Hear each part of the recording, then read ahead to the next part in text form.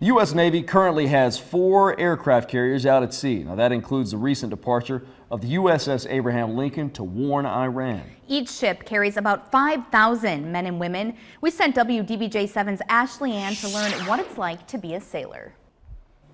U.S. Navy aircraft carriers are known for their speed and versatility at sea. The only way onto one while it's underway, it's by flight. Sailors, naval aviators, or anyone who rides in the back of an aircraft onto a carrier must first pass swim training. And I'm no different. This is scary. I'm terrified. We have ladders scattered all around the pool. Petty Officer 2nd Class Cameron Shaw has been with the Navy for more than 10 years. And now he trains sailors how to survive a crash landing at sea. We throw you in the water, we make sure you're comfortable, and hopefully you can survive. So it's my turn. It's time to gear up. Let's do this. Sink or swim. That's what it is about today. We're gonna sink or swim. I think I'm ready.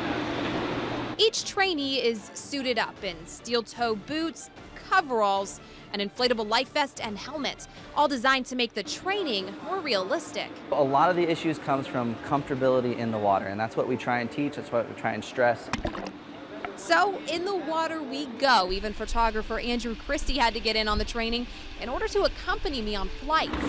At minimum, recruits need to be able to swim 50 yards and float for 5 minutes, which doesn't sound hard until you consider the boots, coveralls, and helmet. Next, drown proofing, a method used for surviving by allowing your body to rest. The more comfortable you are in the water, the more proficient you'll be in the water. If you're panicking and all that stuff, you start to struggle, you don't think as well. When you stop thinking, you start drowning. Lastly, underwater egress training. That's learning how to find and keep reference points in the event of a disaster. 3, 2, 1, and sit. We try and stress the reference points, hand over hand, make your way to where you need to go to find your exit. If you don't have a reference point, you're going to get lost. So maintaining positive control of a reference point, staying calm, and getting yourself out of the aircraft. Getting yourself out of an aircraft in all scenarios, such as an upside-down crash landing. Nobody plans to crash, but if you do go down in the water for some reason, you want to make sure that you have the skills and tools available to yourself to keep yourself alive until rescue crews can come and get you. And when those rescue crews arrive, I'll be ready. And this is just a sliver of the survival training that these Navy guys go through, man. Just a tiny tip of the iceberg of what they do, and it's hard. I don't have any breath. In Norfolk, Ashley Ann, WDBJ7. The United States Navy is equipped with 11 carrier ships, each able to hold around 70 aircrafts out at sea, from planes, fighter jets, to helicopters. Before heading out to sea, and now with certified training, I took my first flight in a helicopter. On a rainy day, on board a Navy Seahawk, flying off Virginia's coast and above the Atlantic. The Seahawk is capable of handling missions like combat search and rescues, medical evacuations, anti-submarine, and anti-surface warfare. Similar to the Army's Black Hawk, the Seahawk's biggest modification is their foldable wings, reducing their footprints on board a carrier. And I give them warheads to put on foreheads and make sure that everything works properly. This is Lee County native Stanley Powers. He's served in the Navy for nearly 30 years. I've been around the world probably 3 times. I started off in Oceana, Virginia, Jacksonville, Florida, Brunswick, Maine, USS George Washington, Norfolk. Traveled to California, Okinawa, Japan. 30 years is a long time. Yeah, it really is. Nicknamed Gunner, Powers works with sailors. This is where we clean all our crew served weapons.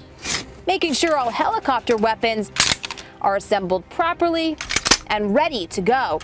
We're in charge of the armament systems of the helicopter. So everything from crew served weapons, machine guns, Hellfire missiles, and unguided rockets.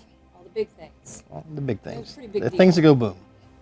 But now Powers is getting ready to retire, finishing up his final tour here in Norfolk. I have 2 children, and they've probably went to 6 different high schools. So there is sacrifices. A lot of sacrifices now coming to an end as he prepares to pass on his duties. So this is an M240. This is a gas-operated weapon. To the next generation of Navy sailors. We'll set it up right here, like that.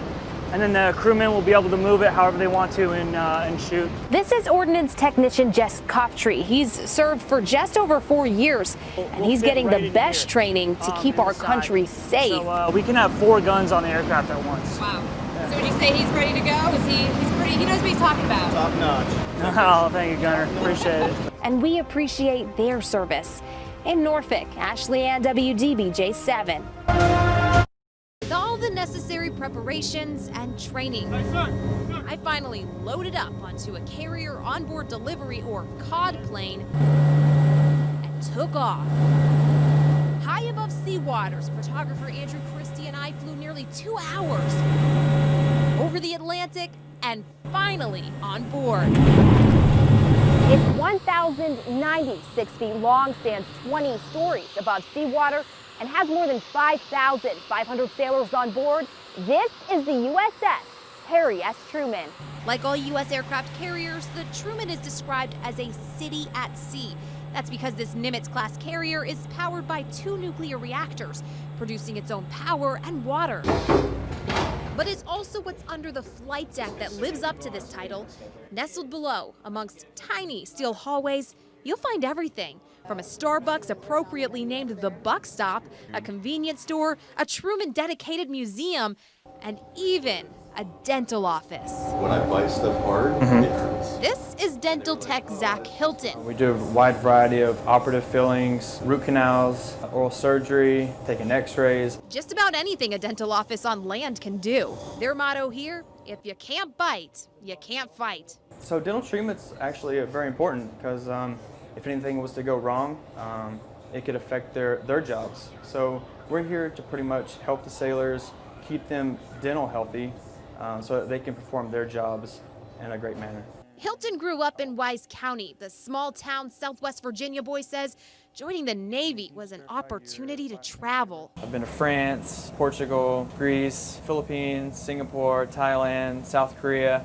I've pretty much seen the world, and that's what I set out to do, so I definitely have seen it. Hilton has served for 11 years, 3 years on board the Truman with 2 sea tours under his belt. Chief Anderson. But it's being away from his family, his wife and 3 children, he says is the hardest part. It's horrible. It's definitely not fun, but I know that in the end it'll be worth it. You know, it's great to be out here serving our country, helping out my other shipmates, but in the long run, hopefully I can be there for them. And that's what he's focused on, the long run, serving his country and getting home to his family with this one message to his loved ones. I just want to say I love you guys. I thank you for all the support you give me. I miss you and can't wait to see you guys. Reporting from somewhere in the Atlantic, Ashley Ann, WDBJ7. Named after the 33rd President of the United States, the USS Harry S Truman is the 8th nuclear-powered aircraft carrier in the Nimitz class. Its primary mission, to conduct sustained combat air operations. When out at sea, the Truman carries around 5,000 people on board. The ship's commanding officer, Nicholas Deanna, says about 40% are in their late teens or early 20s. They come from all walks of life, all 50 states. Each serving for different reasons, for travel, Live in new places. for tradition, My mom was in the Navy too. and for Thomas Updike. The Navy is a really good opportunity for me because I was coming from a small town, Huddleston, small town, so. The 22-year-old grew up in Bedford County. This is the entrance to the shop. Now he works on board the Truman, down in the maintenance repair shop. If something breaks, we fix it. Like this broken pipe. Oh, it's looking good, yeah. This is Updike's first time out at sea. It's really exciting. It's a whole lot to learn. I haven't even touched the surface. The Stanton River grad finished technical training just a few months ago. I'm actually gonna do that. He married his best friend, We got married the 15th of March, and then 2 weeks later set sail. so she's kind of getting adjusted to the same thing. Like me too, I miss her to death. Meanwhile, thousands of miles back on shore, We didn't have like a traditional wedding. his wife, Michaela, now uprooted from home, We got married in Bedford. moved out to Virginia Beach to be closer.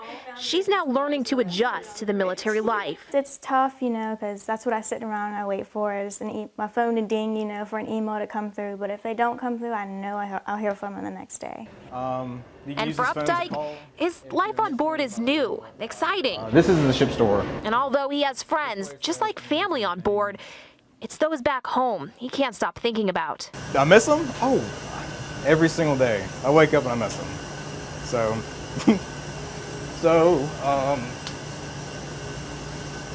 Every single day, a sacrifice at sea. Missing those he loves most. But I always know he'll come back, so yeah. Come back from somewhere in the Atlantic. Ashley Ann, WDBJ7. On board the USS Harry S Truman, tucked away in about every nook, you'll find several squadrons of helicopters, planes, and jets.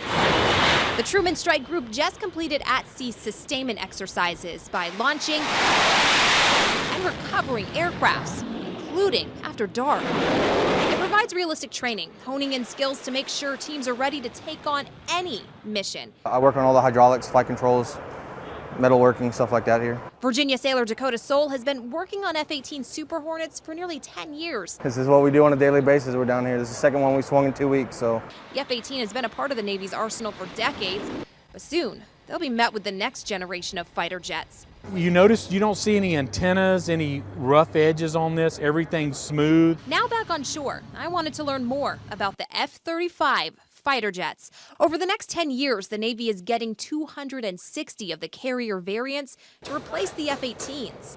This allows us not to be seen by enemy radars. Thomas Haley served in the Navy for 28 years with more than 4,000 flight hours as a naval aviator.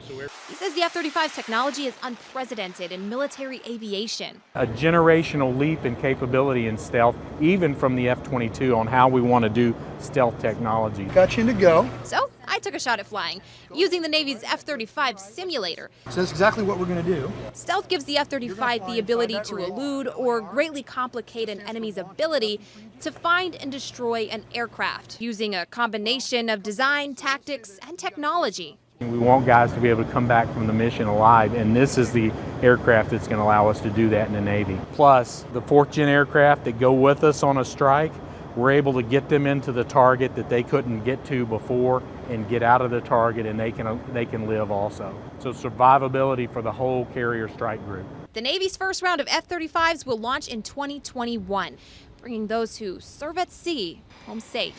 In Norfolk, Ashley Ann, WDBJ7.